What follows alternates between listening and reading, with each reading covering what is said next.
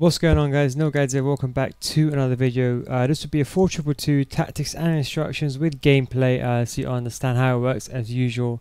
This will be a very I'll say this will be a counter-attacking formation. It's just a formation just to relax. Let's be completely real.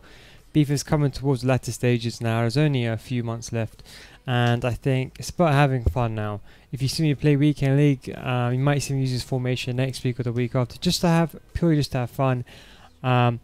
You probably noticed already, and everyone keeps asking me for the 4-2-2, so I thought, you know what, I'll just release it.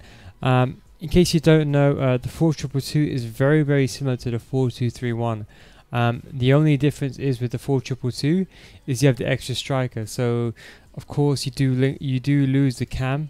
So the extra cam that you would have had, because obviously now the cam has become a striker, so you lose the link-up player. But with this formation, it's more of just, as you can see from the footage, it's a good counter-attack formation. So once I get the ball, I go attacking straight away.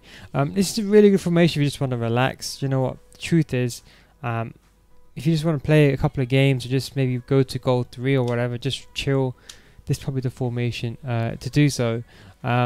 Anyway, no D-pad tactics, very simple, clean, straight to the point. So let me go straight into tactics, because I know that's what you're here for.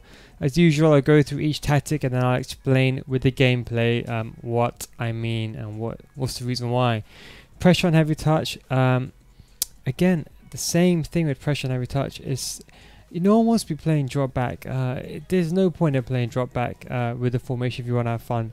I know it's a counter-attacking formation, but because it essentially becomes a 4-striker formation, it's best to do some pressure and heavy touch, because you have the 4 strikers in position to press when you lose the ball.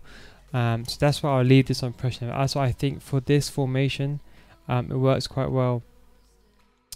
The width, normally with all the 4-2-2 is similar to the 4-4-2, is just a bit more narrow, should I say. So all variations of that formation, I normally leave it on 6 defensive width. It's quite wide. It's not quite wide, should I say. It's quite wide when you play it, but on paper it's a narrow formation. So I went with 6, just one above the norm, should I say. Depth. Now this would be one to argue. I think 4 is a sweet spot, and I've tested this, and I'll explain to you. Now, you may want to change this, but let me show you from these clips. The problem is when you have fast build-up play, which I'll get into very soon, is that sometimes your players, they run forward too quickly, and players are too far ahead. And what I mean by that is there's a disproportionate gap between your defensive line and then where the rest of your midfield is. So if you're playing a 4-2-2, your players might be here, your CDMs might be kind of like here in like playmaker roles, and your defensive line is too far back on the counter attack. Now obviously the higher depth, now people don't know this, but the higher depth you have, the higher forward the front line is going to be, so it's going to create an even bigger gap. So it's pointless in some respect to have a counter attacking formation and having high depth. The best thing to do is to have lower depth, let your opponent sink into your own half, and then when you get the ball, then you counter attack and you surprise your opponent. That's why I'd go with 4. That's the logic behind it. Fingers crossed it stays similar to the same FIFA 20, so you can use FIFA 20 as well. But that's generally why I think 4 depth is good for counter attacking formations. Now, fast build-up play.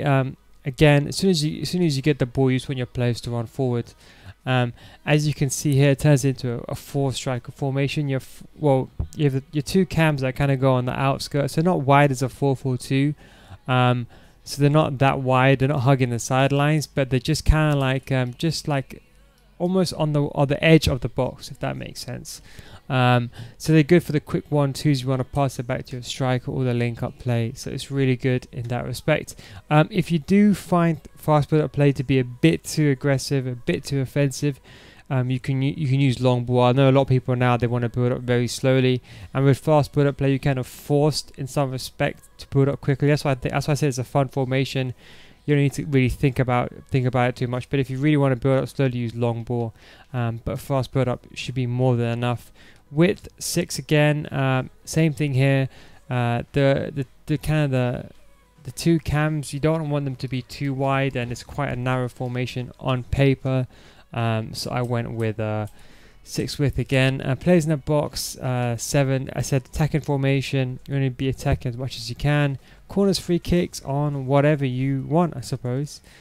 Now, 2 strikers, both of them getting behind. The reason why is because these strikers are going to be the outlet players, and what I mean by that is when you get the ball, so your cams will come deep. I'll explain that in a minute.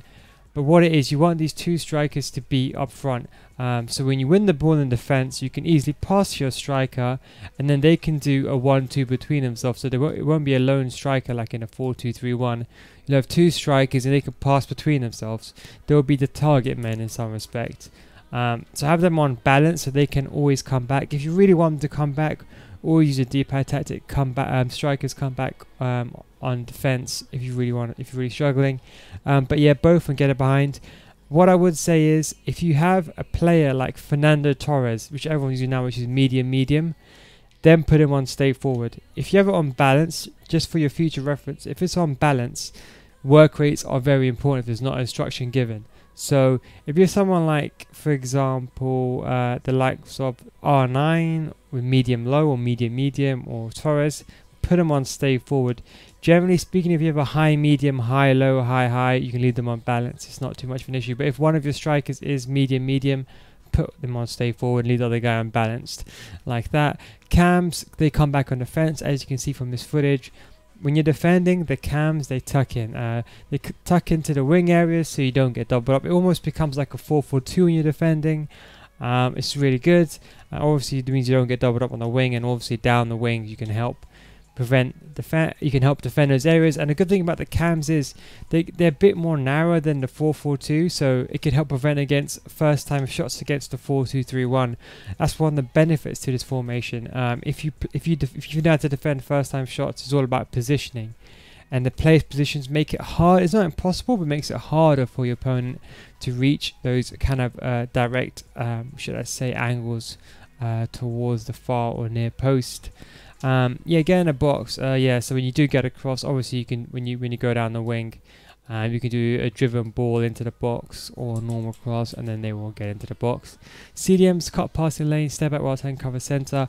What I would say is try to have playmakers here. As I said, it becomes a 4-striker formation. You want the playmakers to be here to distribute the ball to your strikers and to your cams. Usual cut passing lane, stay back, cover center, the usual on all my formations. Now left back and right back. Now one that you probably disagree and agree, stay back I think with fast build-up play is more than enough. If you really want a more attacking presence, use a D-pad tactic in game and ask your fullbacks to join the attack. But truthfully speaking, as you can see, because I'm a fast build-up play, if you do a 1-2 with your, when you get the ball with your CDM, you do a 1-2 with your left back and your right back, they're gonna run forward anyway. So I don't think there's a need to be as attacking or too attacking, in my opinion. And that's pretty much it. One thing I would say is try to use a fitness every single game with this formation. It's really important to use a fitness every single game. Obviously I'm presuming you have team in the season players in your team now because everyone's at that stage, but if you don't, if you have team in season players, you can get away with a fitness card every 2 games. If you have like a regular team, like a regular goal team, you need a fitness card every single game, period. Fast build-up play, you're wasting a lot of energy tracking back and going forward. As I said, the CDMs, try to have them more playmakers is what I would say, because they're going to be defending. So Ronaldo and Kimmich have a bit of both. They defend and they can attack or distribute the ball. But anyway, that is the video. Just want to finish up on saying, by the way, I've created a second YouTube account. Link is in the description, and that's just going to be my podcast will be on that account. And basically, if I have all my stream highlights on that account, and basically all unedited footage. And what I mean by that is, let's say in the game, so I might do a video, for example. So the video I'm coming up very soon is 100 the best players in each position under 100k. Obviously, it's going to be unedited footage, SPC, player reviews, everything will be on a second account. So if you do want additional content from me that you like seeing, more tips in a bit of a raw kind of style where I interact with the stream a bit more and you can see the comments, go check it out. Link will be in the description. Make sure you sub there. The video will be coming out very soon. Anyway guys, hope you enjoyed this video. Thank you very much for watching, and I'll catch you next time.